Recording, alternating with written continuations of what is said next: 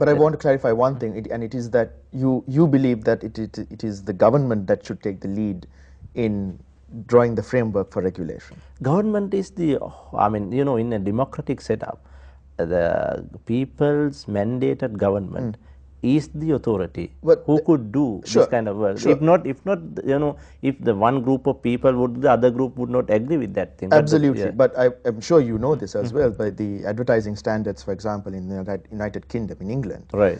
It's completely self-regulated and it works very, very well. There is a code, there's an ethical guidelines code, and the public can complain. The complaints are taken very seriously, and it's a self-regulated body, and everybody is quite scared of getting the red flag. I agree, but you know, I mean, they are the cultural section. So that's what I want to come to. Yeah, involving right. there. Okay. Like, you know, if you have a culture where you look at that, you know, if you are doing wrong, then it is not, you know, it is shame on you, then you don't do that. Likewise, you know, there is a culturally related, you know. Are you saying indirectly that Sri Lanka has a shameless political culture then? No, not political culture. What I'm saying is whole culture. Yeah. You know, I mean, people's engagement, democratic engagement, culturally, you know, like if you don't want, now say in United Kingdom, they don't have, you know, constitution as such, like they are governing their systems, meaning that they have some culturally related, you know, I mean, working pattern on this thing. Then you don't want to, I mean, have that problems. But here, the country like in Sri Lanka, you need to have framework, you need to have structures, you need to have some regulation to organize society, a system, or even businesses. That is the problem that we are doing. I want to switch topics a bit. You are with Peradeniya, the university culture is perhaps well known to you. Something that I keep hearing very a lot when I speak to my father's generation. My father was in Peradeniya as well, and the students who are now in Colombo and Peradeniya as well, is that the political engagement, the political thinking is simply not there. Students are apathetic in Colombo, partly because half of the university, I think, is a high security zone after 6 o'clock, so there's really no space for student life, and that's qualitatively changed. So I keep hearing this, that the university life is very different to what it was a generation or two ago. Right, but I mean, it is not because of this high security zone argument.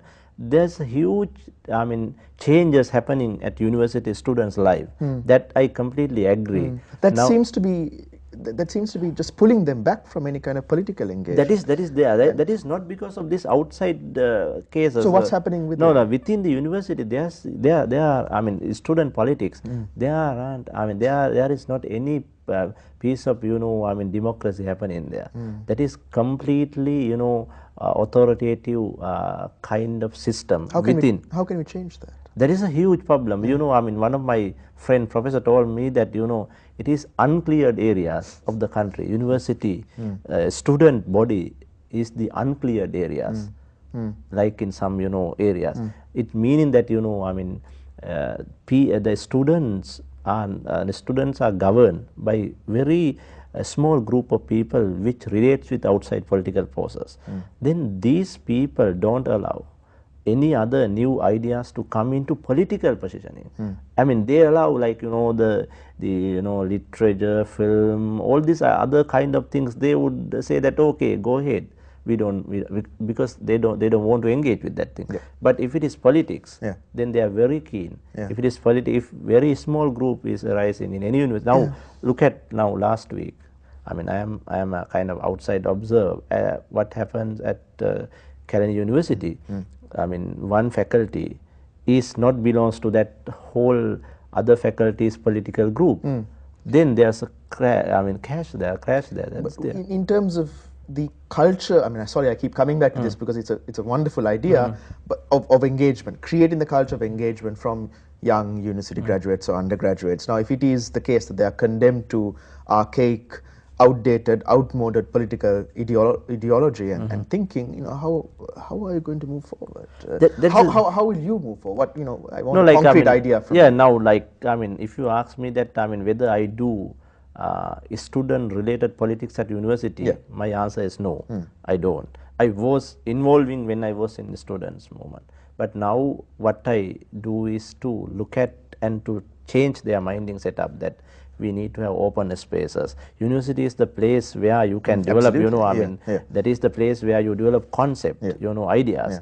But now there's one idea is identified by a group of people, then a student wants to follow that thing. That is the student politics, which we need to involve with, which we need to address very soon. It is a, I mean, huge problem. So who do you think can do that? In couple of ways. One, No, I who? mean, like who means like, I mean, same students. Yeah. One thing is like you need to allow them to, allow dissident to develop their positioning. That you need to offer some protections there, because they were beaten, they were, you know, I mean, doing a lot of, you know, insults there. Then you need, I mean, we need to develop that thing. Then the university staff should also be given some, you know, authority to, you know, engage with these kind of things. Then, and the other thing is like when these political forces, you know, demolishing in the outside of the university, that would also be effect. Now I heard that, you know, in some parts of the university, that political forces are not working in that way, but no politics at all at the university at the moment. That is also huge problem. If I were to ask you, in one sentence, it's a difficult thing, but I usually sometimes do this to people. If in one sentence you could give me an answer to how you would inspire that change that you desire, the culture of engagement, how you would do it? One at sentence. The university or at the... In Sri Lanka. I think engaging from our positioning, with our positioning to public sphere, that is the only way. Well, I hope very much that you both have the energy and the commitment from what you're doing and the people you engage with to bring about that change. Thank you very much for joining us. Yeah, thank you for getting me and having me here. And I mean, this is a part of my engagement. Thank you. Yeah, thank you.